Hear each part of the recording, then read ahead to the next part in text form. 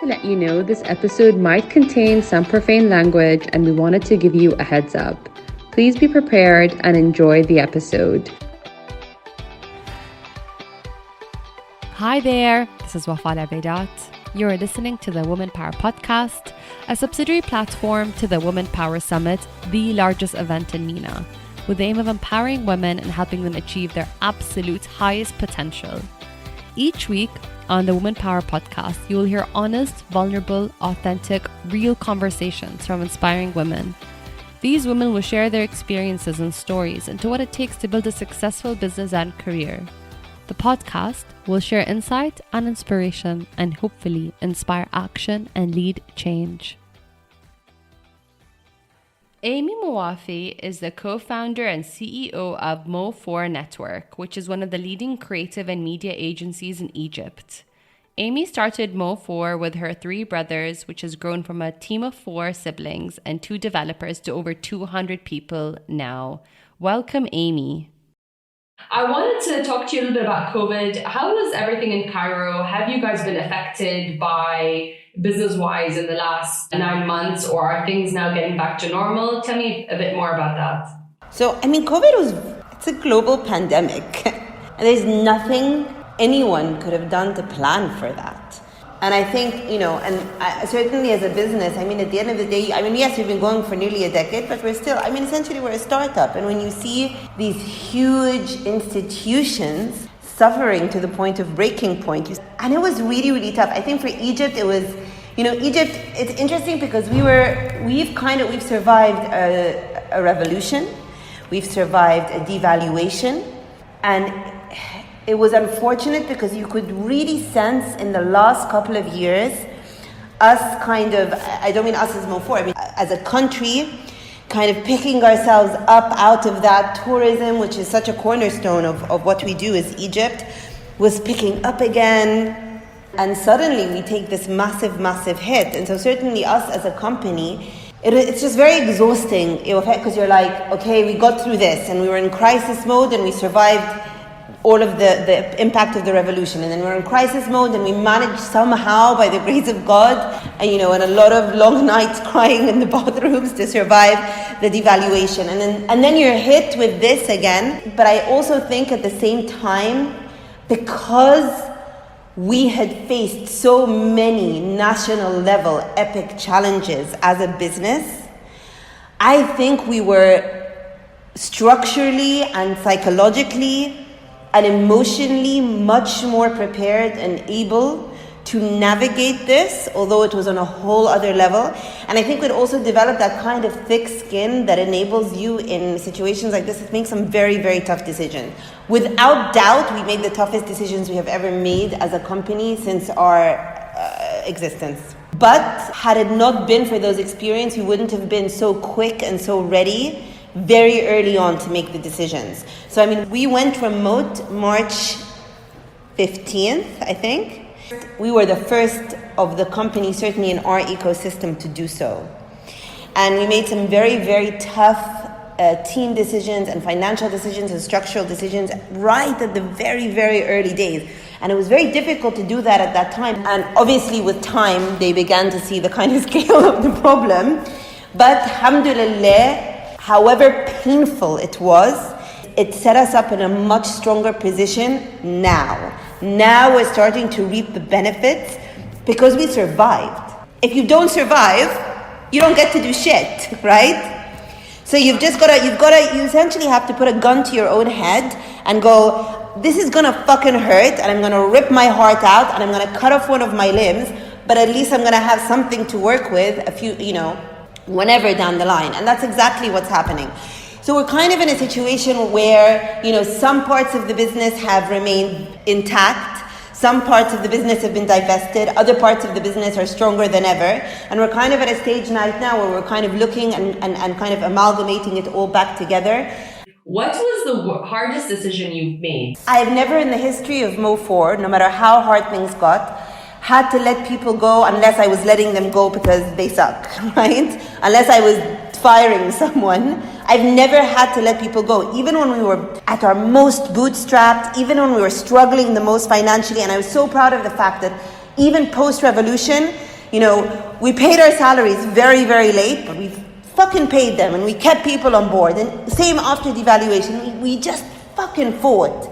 But this was the first situation where it was, if you didn't let certain people in certain parts of the company go, everyone was going to get screwed. Yeah. Everyone was going to get screwed. And that was, you can't even begin to, you can justify it as a business, and you can sit up late at night alone and justify it on paper. But it's so hard to justify it when it's human to human. It's so hard to go, you're awesome, but this is not where I can save my business right now. And maybe even that guy is not as good as you, but his luck would have it that he or she is in the part of the business right now that I can actually work with and build on in these circumstances. How many people are you now? And roughly how many projects do you handle, or what's the volume that you handle in terms of work? So we officially started 2012 as Mowafi, so it's about 8 years. And before Corona, our team was about 250 people.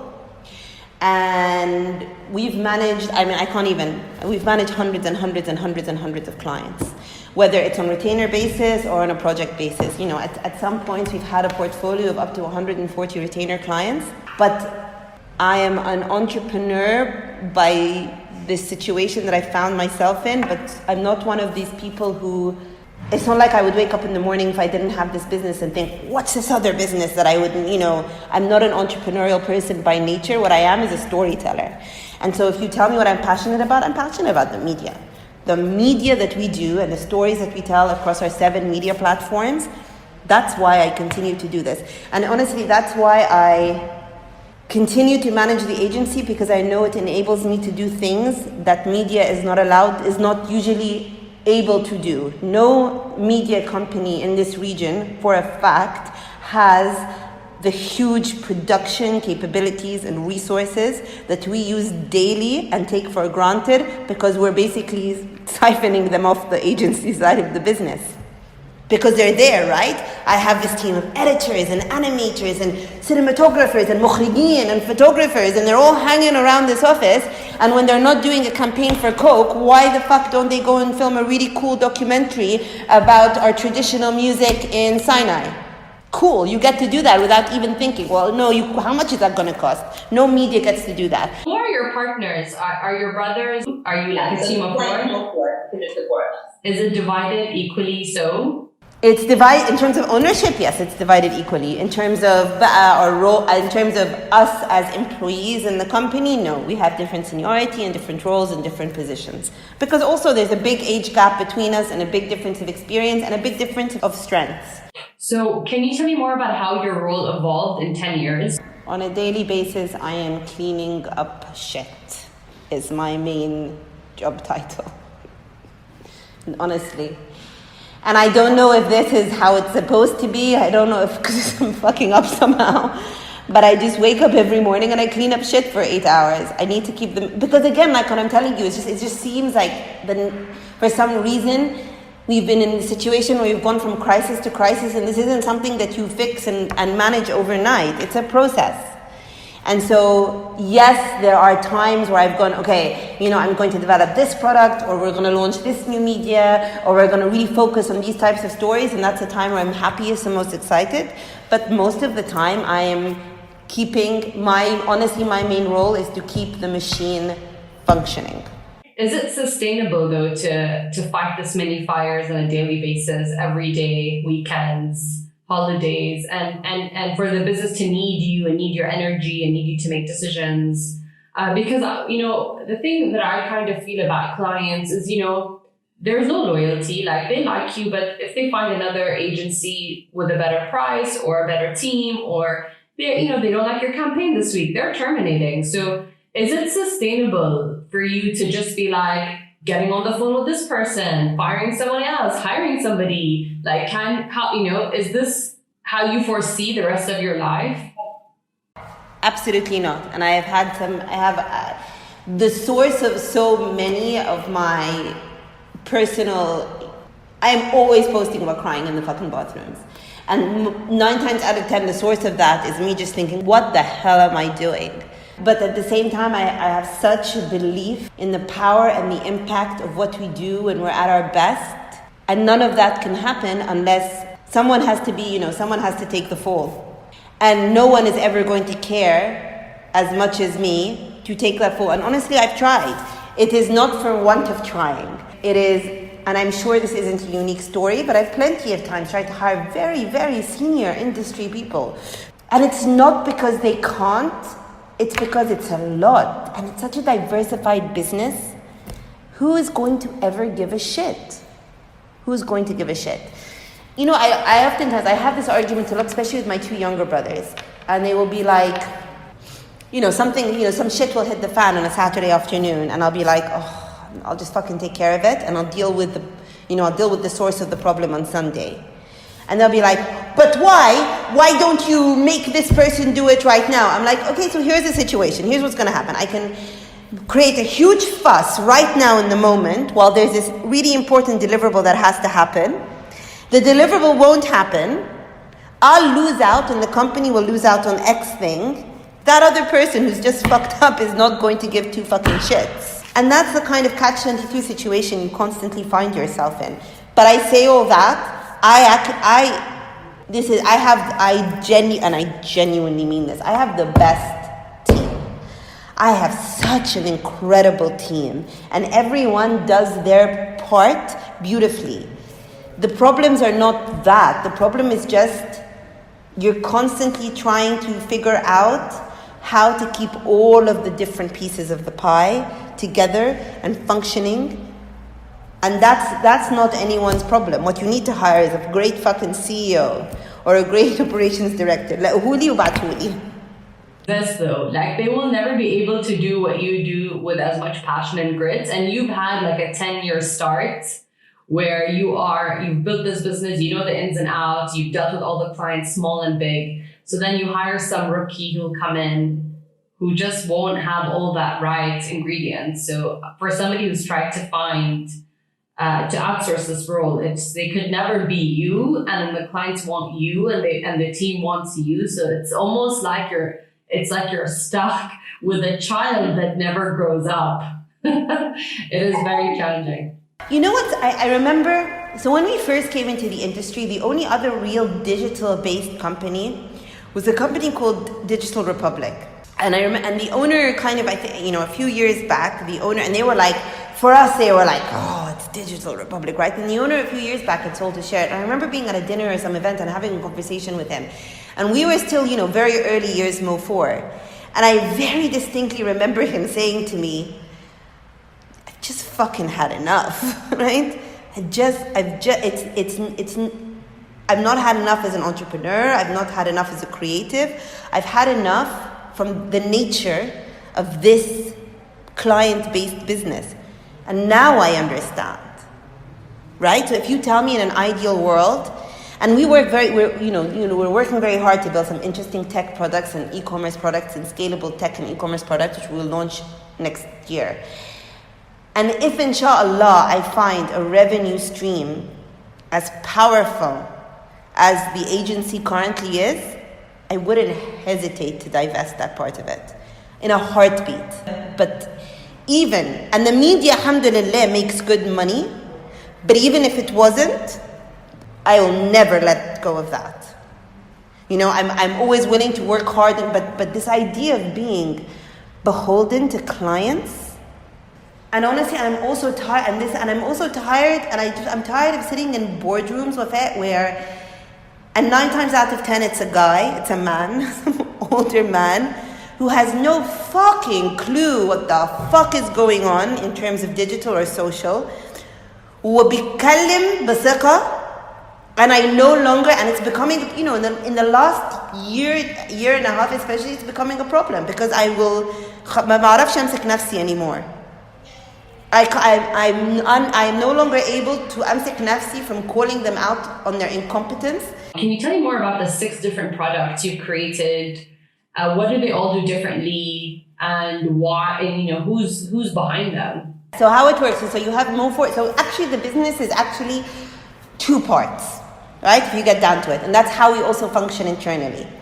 You have the agency side of the business, And that's a full service agency, but obviously with our strength in digital. Now that agency has social media, has production, has PR, has creative, and has all of the aspects of any agency, but we operate them just a little more innovatively, I think, than most other agencies in the way they manage their processes. And then on the other side, you have the media side of the business. And the media is composed of 7 publications, Cairo Scene and Cairo Zoom being the 2 biggest ones, Fasla, the Arabic one, and then you have Scene Noise, SceneEats, Startup Scene, and Scene Arabia, which were all created because obviously in media, in terms of advertising, when you create a more targeted audience around your content, you have more opportunity to create revenues. And also I think it was allowed us to kind of diversify in the storytelling because Cairo Scene became a very, very, very powerful media brand, both in terms of its visibility, its reach, and also in terms of the revenues that it was driving. But part of that is it being a very commercial brand, right? It's snackable content, it's easy content, it's, to some extent quite superficial. It doesn't really dig into the stories. And so while I could put music content on there, or I could put startup content on there, my audience had, it's not to say that, I'll read, the New Yorker, and I'll also read a tabloid. But when I go to the New Yorker, I know that I'm sitting down to read a, 30-minute piece. And when I go to a tabloid, I know what I need. So it's not about the nature of the audience, it's about the audience has been trained to consume Cairo Scene content in a certain way. So if I wanted to then tell these much richer, bigger music stories, for example, and create an audience that viewed my music platform as a real credible source of, insider music information, I had to create an alternate brand.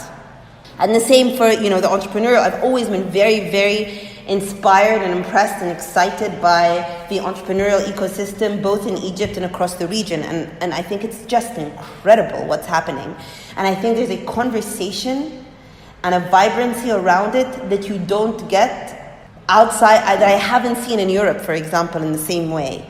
And so I was very interested in telling the stories of these people. And again, there's no room for that on a product like Cairo Scene, right? No one's going to give a shit. And that's why we created something like Startup Scene, and so on and so forth. Are they all profitable, or have you failed with any of them? So our biggest struggle, honestly, has been, which is actually one of my favorite products, has been Scene Arabia. And Scene Arabia, I think it's a stellar media platform. It has told some incredible stories. We made a decision, but we knew this from the get-go. Day one, actually it's interesting. We were literally about to press the launch button on Scene Arabia, and before we pressed the launch button, Scene Arabia was designed as a regional publication. It was designed to be a regional publication that had both high-end and snackable content, and an events calendar like Cairo Scene, and kind of do the same thing Cairo Scene did, but on a regional level. And as part of our launch portfolio of content, we had done these incredible big stories with just amazingly interesting people, and spanning the gamut from, refugees to fashion designers across the board, but just very rich storytelling. And right before we press launched on that, we had a hard conversation where we were like, does it detract from these amazing stories by having all of this other noise around it, like we would do on something like Cairo Scene? And we understood from our experience that by removing the noise, we were removing the revenue stream. Straight up. Because the story about, the refugee who overcame some challenge to build something in Sharfa is beautiful and nice and will get read, but will not go viral as much as the story of 10 cutest spas in Bahrain. Because that's just the fucking world we live in. And he was visiting Egypt and he heard about us and he came and we hung out for a while. And he goes, what's interesting? I do this exercise sometimes. Obviously he's like flying everywhere, like business class or first class or whatever. He goes, I'll do this exercise sometimes on the plane. And if I strike up a conversation with the person who's next to me, right, I'll ask him, what type of content you consume on YouTube. And they'll tell me stuff like TED Talks and I don't know what masterclasses. And then I'll be like, okay, cool, would you mind showing me? And it's like, fuzzy cats with Christmas hats on. It's human nature. And so we took that decision and this was one of those times I took a decision based on my passion more than based on business reasoning, that we're going to put Scene Arabia out there to tell stories that we believe are important, and the rest of the media is just going to have to fucking pay for it. We at Dubai and Hill have over a decade's worth of experience working with some of the world's most successful brands across F&B, retail, culture and hospitality. We are equally at home helping a brand define its point of view, positioning a new development, designing product, packaging or creating content that speaks to an audience. Whatever the challenge, we deliver sharp, intelligent content-driven work that helps brands amplify their message to customers around the world. Contact us on www.obayandhill.com or DMing us on Instagram for your public relations, social media and branding needs. What have you sacrificed in order to run Mo4 and all your brands? And maybe this is one of the most interesting things about 2020 for me, but definitely, before this year happened, I used to go, if I was to throw a party tomorrow for myself, for my birthday, I will have over 1,000 people there, keda, right? Like, honestly, keda. If you tell me right now, Wafa, to call up a friend for coffee and to have a conversation about whatever whatever, I don't have a single fucking person. I genuinely do not have a single fucking person to call. And that is the sacrifice. And was it worth it? Only now do I, you asked me 5 years ago, I'd be like, yeah, I'm building a fucking empire. You ask me now, I'm like, fuck. Was it fucking worth it? I don't fucking know. And it's interesting because this year it's not that I've had more time, but you're working remotely, everything is weird, shit's upside down. And I've created connections this year that I haven't in the past decade. And I've been reminded about the value of those sorts of connections. The other major sacrifice, much more than that, is I did not know my kids until 2020. And my daughter is 8 and my son is 6. And I'm the type of person who will do stuff. If I'm supposed to do something, I'll do it. So for example, I should breastfeed. So I will breastfeed them until they are 1. And I've done it, and I breastfed them, but I've done it to the bedtime story every night. So I will do it, but I'm doing this, and I'm not connected to the process. I'm not having conversations with them, or now is the time to spend quality time. And so it's the Christmas holiday. So I will go and I will take them on the best possible holiday that I can afford for 4 days that I have time to do that. And we're going to fit everything into those 4 days and check that box. Awesome. Okay, next. And that's not a fucking way to raise children, and it's not a way to live. And so, and they've certainly suffered, and alhamdulillah, they haven't suffered because they are surrounded by a lot of family who indulge them 24/7 a day. But our relationship, me and them, has definitely 100% suffered. And was that worth it? 100% no. But that's a lesson you learn in hindsight. Are you spending more time with them now? Yeah. Just by virtue of working, who knows what will happen next year, but by virtue of working remotely, the work is as intense, but it's amazing. They're there, they're around, you have lunch and you have a conversation. You wake up in the morning and I'm just going downstairs to my study, and so I'm not like rushing to get dressed and then to go to the gym and to I need to be at the office by 9:30, and those 3 hours in the morning are then taken up with gearing up for the day. I get to go down to my study in my pajamas, and that frees up the morning and you begin to understand that the real connections with your children don't come when you carve out that quality time. They come in life, right? And I wasn't present at all. Do you pay yourself well and what you think you deserve? We didn't even pay ourselves till a couple of years ago. Aslan. We figured it out between me and my brothers in terms of what's the minimum you basically needed to survive, right? So to pay rent and to get on with life or whatever else.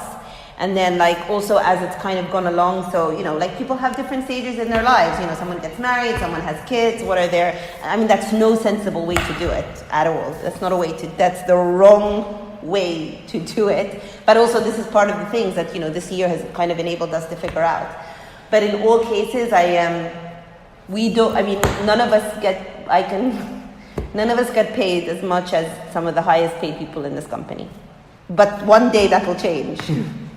And I will get paid so much I will buy a yacht. Have you ever thought about bringing in investors into your business?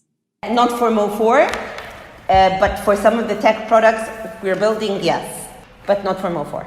And I wouldn't for Mo4. And also media and agencies, and I'm sure you know this, media and agencies are not scalable products. They're not scalable by their nature. And that's not the type of thing that an investor wants to play in. And even if they did want to play in, they're not going to put that much money in. And also, maybe we would have considered it right at the beginning, but it also turned out to be a blessing that we kind of powered through and we survived on our own 2 feet. And I'm not giving anyone a piece of the fucking action now. How do people find work? Like, what's the feedback about people working with you? I mean, you're the only girl between your 3 boys. You're definitely an energy force. Is that ever seen as a negative thing? Like, Amy, you're too loud, you're too aggressive. You know, like, do you feel like if you and your brothers reacted the same way to something, they'd be like, Amy's crazy, but your brothers are okay? Yeah, oh no, 100%. Oh, 100%. I'm very aware of the things that get said about me, especially outside of this space, about the way that I manage and the way that I lead.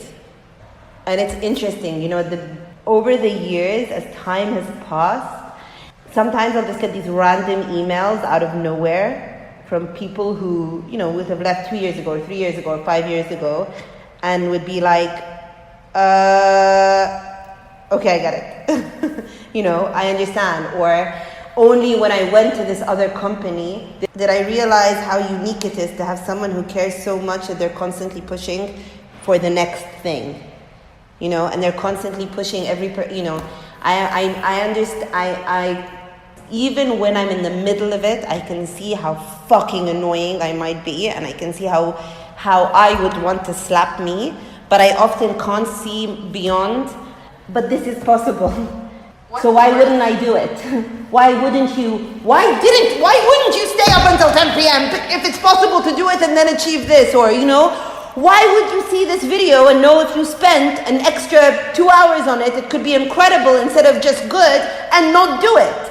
And I know I can see that it's crazy and it's manic, but you know, and you see, you know what a great example of that is the Guna. What we do at the Guna Film Festival every year is for me just the pinnacle of that. When I put we usually Guna Film Festival, we have about 50 people on the ground, and in the span of 10 days, we will create quite literally thousands and thousands of pieces of content. And this year we did 48 pieces of video content. And I don't mean little stories and reels. I mean shows and interviews and in 10 days. And to me, and that's a kind of storytelling power. I have not seen any festival or event or conference in the world put out that much content at that level and at that speed. When you can see that that's possible, if you knuckle down, what's the point of waking up in the morning then if that's not your benchmark? I understand objectively, no one else is obliged to think like that. Some people are okay, and they're not bad people, right? Some people are okay with waking up in the morning and doing a good, solid, well-intentioned 8 hours and going home. I find it very difficult to just expect that from people.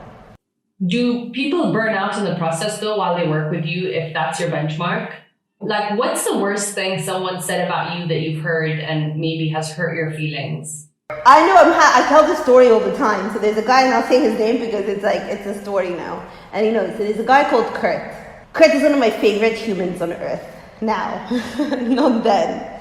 About 5 years ago, Kurt was in my media, was on the media side of the business. And Kurt's fucking talented. Smart, talented person. And we woke up one morning and Kurt was not in the office. And this is early days Mo4, maybe 3-4 years in. And Kurt is not in the office. And he has sent a mass email to every person in the fucking office with a, you know, magnus opus entitled Amy is a fucking psycho bitch. And this essay, it was an essay, and it wasn't actually entitled Amy is a fucking psycho bitch. I mean, that's just how I remember it being entitled. And it in depth went into just my leadership style and my management style, and that I pushed people too hard, and that I expected too much, and that I was too aggressive about the things, and I didn't give enough room for fuck ups, and that I would react to extremely to fuck ups. Anyway, it just went on and on and on and on and on and on and on and on. And it got circulated to the whole company, which by default meant it got circulated outside of the fucking company. And it's interesting because now, 2 years ago, and me and Kurt obviously didn't, we hadn't spoken in years. If he happened to be somewhere where I was, it was just, we'd blank each other, obviously. And it was interesting because, he rejoined the company 2 years ago. And I'm never letting go of him again, ever. And it's interesting because we've both gone on a big learning journey in that period. He has understood how unique and special it is to be in an environment where no one gives a fuck what your background is. No one cares. At Mowafi, no one cares where you're from, where you studied, who your parents are, how much money you have, you don't have, who the fuck you have sex with. No one gives a fuck at Mowafi. And to be in an environment that makes no personal judgments. We have a lot of issues at Mowafi, but we never have politics, internal politics. We are a company that gives full credit where credit is due. We are a company that if you are going to prove yourself as being accountable and responsible, you will have 150% full fucking creative freedom. If you've got your shit together, no one wants to get involved in your shit, but you better have your shit together.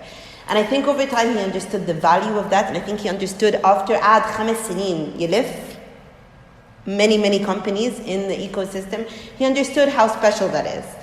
And in the meantime, I learned to understand that people are different and people have different strengths and people have different ways of being. And even while I won't change the fact that I will expect a lot from every single person in this room, what I should expect is different, If I'm dealing with a creative person, if I'm dealing with a production person, if I'm dealing with an editor, if I'm dealing with and personalities and learning to understand that yes, it is my job to push people to be the very best of what they can be within this space, but to also allow for differences in terms of the way people are when they work. But what I won't have in this space is people who don't want something for themselves. Because then you need to be somewhere else then. This podcast is brought to you by O'Brien Hill. O'Brien Hill is a leading communications agency focusing on public relations, event management, and marketing. It's made up of a fantastic group of creatives in the design and PR fields. The agency first came to life in 2010 as my brainchild. Our creative consulting services were in demand in the UK after our online publication Sketchbook became an overnight success. Much like a proud mama, our agency's namesake is attributed to the place of its inception, Notting Hill. It's now 10 years later and we're one of the leading communication agencies in town, and we as a team are incredibly proud to be working on this very podcast behind the scenes. Check us out on www.obrionhill.com. Does that ever hurt your feelings when you hear this kind of feedback about your management style? How have you reacted to this in the past? Oh yeah, I know in the past I've been very, in the past it has hurt my feelings a lot. A lot. Age, experience, time, seeing results, seeing the way people change their mind about things and about you over the years, For many years, Mowafi was also, you can also see it in the way that Mowafi's reputation has changed over the years. There were plenty of times when people would be like, oh, finally, Mowafi will fucking... And I think people have just seen that we're... there was one of these people I was telling you about, he was a person who I consider one of my mentors. He once, there was a period where Mowafi was getting a lot of backlash on social media because of various things that had happened. And he wrote a post totally by himself, and he said, we work on the Greek campus, and our office is all glass. And so you can see what you're up to at any time of day or night.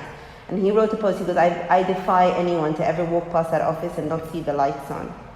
And when you have a company of people who are working that hard, wanting only to give the best possible product to their clients or in their media, then you fucking diss them. And I think it took many years for people to understand that about us. You know, first they were angry because we were fucking the industry up. And then they were angry because I was too aggressive. Which also I didn't also understand, you know. I was also very naive in understanding all the patriarchal shit that was going on in that kind of, I didn't even see it. I didn't understand it. If you're not aware of it, you can't fight it correctly. And I didn't get that was also a part of what was happening, certainly not all of it. And then they were very angry because we struggled financially for many years because of these things, and this meant that we were paying salaries late, and this had many implications. I never not paid the salary, but there were times when I paid my salaries very, very late, but also people weren't on the inside, so they weren't understanding that this was something that we were very transparent about, you know. We're fucked. We're fucked. I cannot pay a salary and we cannot do this job, or I can fucking fight to keep the company surviving, but your salary is going to be late. But when it comes, it's going to, inshallah, be better than anyone else's. And it took many years for the industry to understand we're really trying just to do the best job possible. And we're very well-intentioned in our desire to deliver the best product. We don't always succeed, but the intention is there. And I think it's very different, especially as agencies, and I'm sure you know this. There are many agencies in the ecosystem whose objective, and if we're talking about just the agency side of the business, get the most money possible for doing the least amount of work. And we've always been very different in whatever we agree on paper, whatever amount or deliverable we agree on paper, no one in this company ever then looks again at that piece of fucking paper. Our whole thing becomes, oh, this is a cool idea, let's do it. This is a cool video, let's make it. This is a cool campaign, let's run with it. Oh my God, let's do this other post because it's just fucking cool. And no one ever then goes, well, actually, there were only due 3 artworks, so we better not do the 4th. You know, and that's been a reason of our success, and I think it's been the thing that eventually kind of mediated the reputation that we had over the years. So I think we were just very misunderstood. And we continue to be misunderstood in various ways. I just don't give a shit as much anymore. For somebody who hasn't paid themselves until just a few years ago, you know, where did that investment come from to build this massive office space? And how has that been a game changer for you to basically build a temple for your business? These are some of the best questions anyone has ever asked me because they're very, very insightful, and they're hitting on all of the key, seminal moments for us. It was the moment where we stopped getting this office, was the moment where we stopped being those Mo4 kids and started being an agency to contend with. It was a real psychological power play in the local industry, in the local ecosystem, especially among agencies. I think on the media front, from day one, everyone knew that you couldn't contend with us. And I think that was also partly because I came from a media background and I'd already built the reputation. So there was a credibility in me starting a media business because I kind of earned my dues. And I didn't have that on the agency side at all. So, I wasn't as welcomed. It was a crazy move for us. But it was a move that came at one of the hardest times we had ever experienced at Mo4. It was at that moment I'm telling you about where there was a lot of bad PR around us on social media because of being misunderstood, and honestly, because of mistakes that we had made in hiring and growing in growing ourselves in a way that wasn't organic to who we were, in listening too much to advice that we shouldn't have, and in being inexperienced and understanding when to say no. And by doing that, we shot ourselves in the foot and made very big mistakes, which were mine alone to take full ownership for, because at the end I'm the person who's supposed to be leading this company. And there were repercussions to that. And then there were repercussions that really threatened, and it was the first time that it wasn't a kind of, a revolution or a devaluation. They were repercussions of our own doing that threatened to take us down. And I came to, we'd always done the content and we'd always been a partner with Rise Up. And Rise Up was the first office on campus. And I came to have a meeting with Sharara and Khan at the time. So I did my master's. It's a really weird story. No one believes me when I say it, but it's genuinely true. And I don't usually talk like this. So I did my master's. I graduated from England and I did my master's at the AUC on this campus. And I used to study in this library. And there was one day where there is a staircase which is now closed off at the core of the library when you could move between the floors. And there was one day where I was going up to the 3rd floor, and I was on the stairs that just came up to the 3rd floor, and I just I don't know what it was, this chill went through my body, and it was an amazing sense of optimism. It was a positive feeling, which was just completely inexplicable because I had some bullshit paper due or something, which I was late for. It was just like and it's never happened to me before. And it was just at that moment. And then many, many years later, I'm on campus and I'm like, oh my God, it's cool. How is it being on campus? And مش عارفة إيه and kaza kaza. And they're like, it's cool. They're selling offices in the Jameel building, which is the building opposite the library. And I'm like, no way. We were kind of thinking of maybe moving next year. We were kind of outgrown. By that point, we had started working out of my apartment. And by that point, we had rented the apartment next door to mine. Obviously, I'd moved out. We'd rented the apartment next door to mine and the apartment below. So now we were kind of spread out over 3 apartments, which wasn't very practical at all. And obviously very expensive. Because it was also a residential building.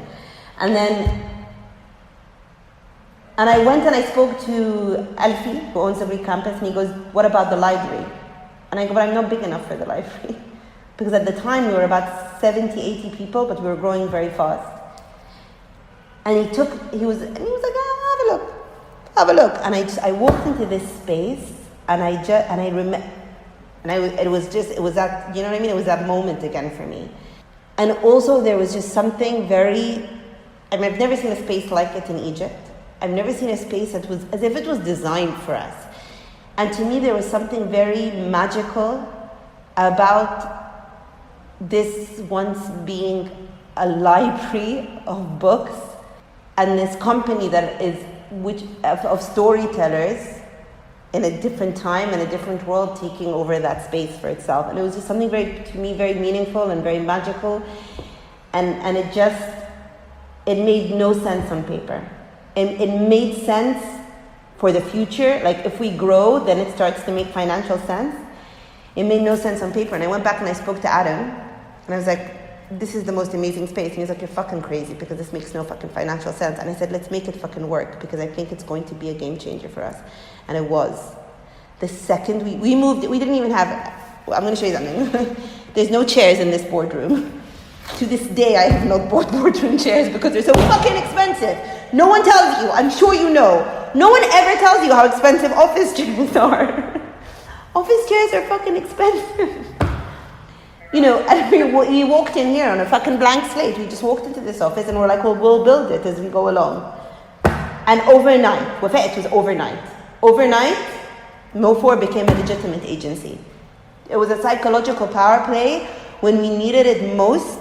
And it cost us more than we could afford, but it saved us and it allowed us to survive. Wow, what a story. Isn't that amazing? Manifestation.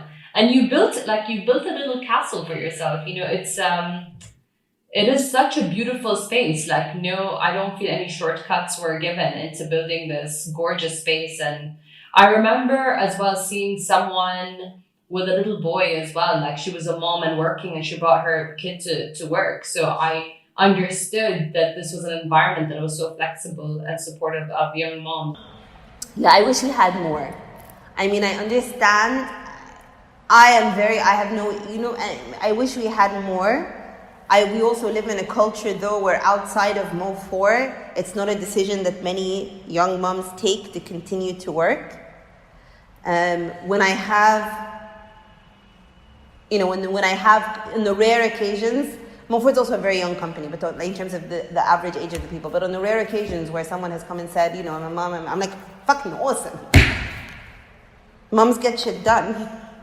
As you grew, did you become more organized, more systematic, or do you still feel like, there's still a startup flair to it? We add somebody to the team, they figure it out, and I don't control things. We couldn't afford to do that after a while. And honestly, I think you lose something, but it's a price you have to pay at some point to continue to exist. And this was something, and I think it was more in the last 2 to 3 years, we started to implement systems and procedures and operational systems. And I still طبعا give as much مساحة for creativity as possible. And that's the balance that anyone who is leading a creative-based company has to find between systems and procedures and creativity. But you learn with time. There comes a certain scale where you can't just let everything, you can't. In any given, again, before Corona, but there would be some days where we would have, I'm not exaggerating, 10 to 12 shoots happening simultaneously. And you can't move those amount of people and have that stuff happen in any way that's organized unless you have very, very well-oiled systems. That's it for this week. Thank you for listening to an episode of the Woman Power Podcast. And thank you for downloading and streaming our podcast every week. If you love what you've heard, tag us on Instagram and follow the Woman Power Podcast and Woman Power Summit account for more information on our next episode. Please leave a rating review wherever you get your podcast. It really helps other women discover the show. That's it from me. See you next week.